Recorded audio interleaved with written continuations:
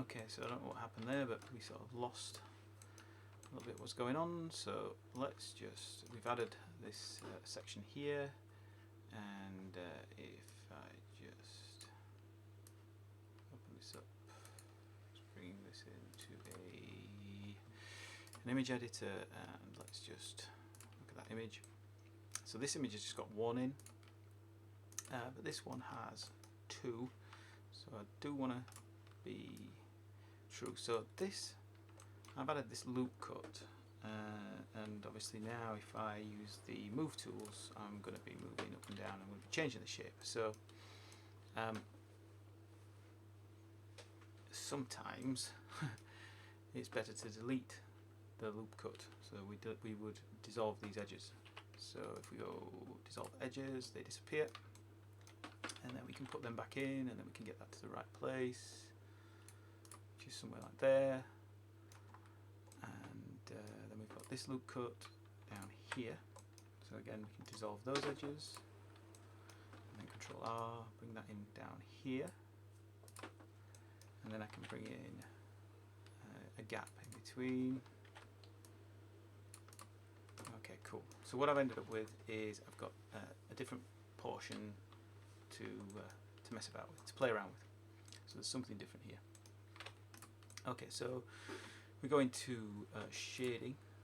What we want to do first is we've got our first material.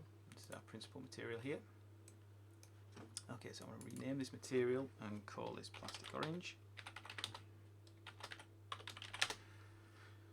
And we're going to use the subsurface color on this, and so I'm just going to turn up the subsurface so you can see we've got that color working quite well. And we might just need to go in and grab, so this is where we can get a little bit, so let's just do the image editor and bring that in, so we can have that color, we can grab that color in there. So let's just spot color that. So that's obviously a good reason why you would want to have that view in there, the image in there. So then the next bit is we want to create another material as part of this cube. So it'll be attached to this cube. So I'll click plus and new, and this one I'm just going to call Reflector.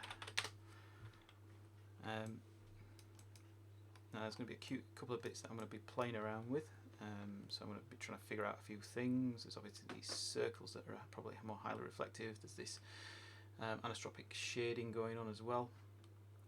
But first, if we go to Edit tab and just select Faces, make sure we've got our faces to select back and front. We can select those two faces, and then we can assign the reflector to those, which obviously instantly gives us feedback straight away.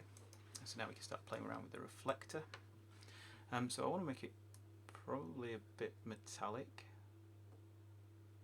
so we start to get that real metallic sort of look coming through, and maybe bring the subsurface through as well.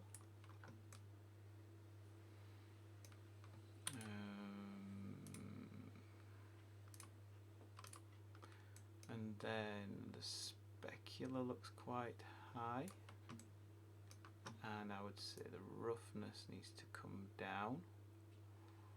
Okay, so we're getting a good look, but we're getting too much metallic. So let's drop the metallic down,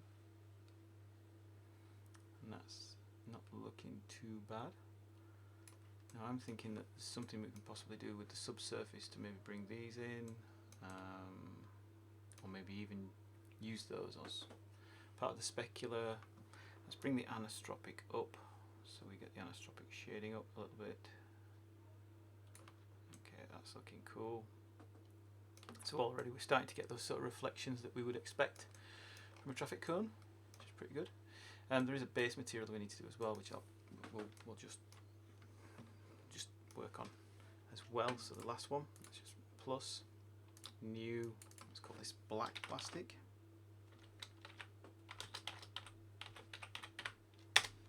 And I can't spell today.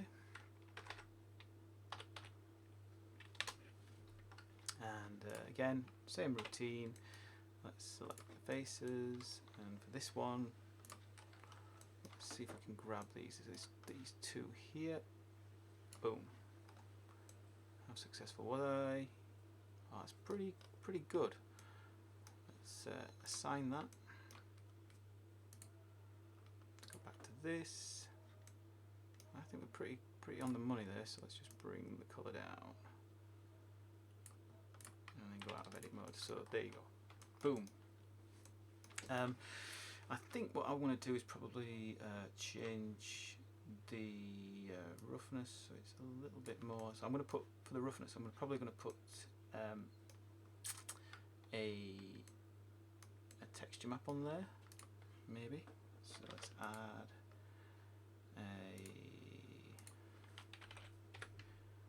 let's see which one. Let's add a musgrave texture.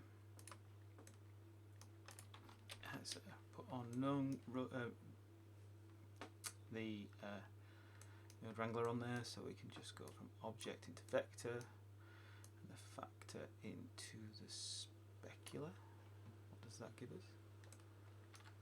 Okay, so, yep, getting something out of that. It is probably a little bit too much, so what I'm going to do is add a color ramp. Just drop that in between, and I can crush these colors up a little bit then.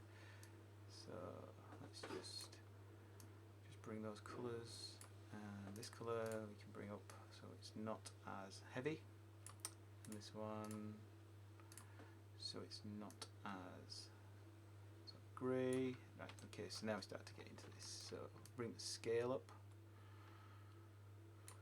and the detail. So let's bring the detail up to about 25. Okay, and dimensions. Okay, I like that. That's good. We might need to drive this through a separate shader. We might need to do a mix shader on this. But we'll see. We'll see. See how this goes. Change this a little bit. Scale.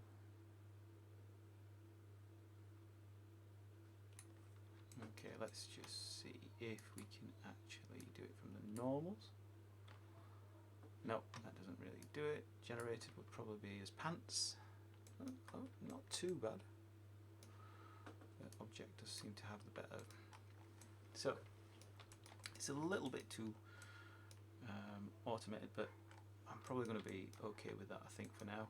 Just call that that's what it is. Okay. Just tidy these up.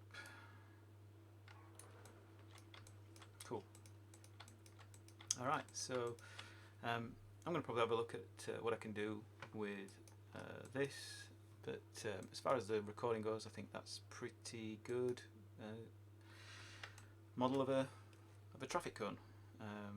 There's probably a couple of bits I could do, maybe add a little bit of a displacement map just to bump those out, see how that goes, or even maybe select back in modeling. We possibly could go in, select this and this, hit E and N.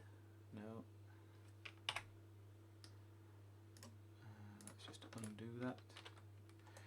Let's do extrude from normals, so I should just pull us straight out. Just want to nudge that.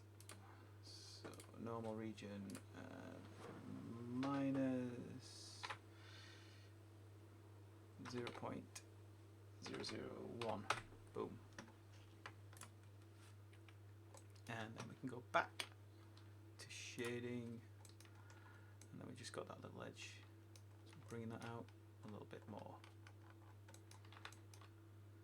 Might not even be enough, but we might just need to play around with that. But calling that done for now.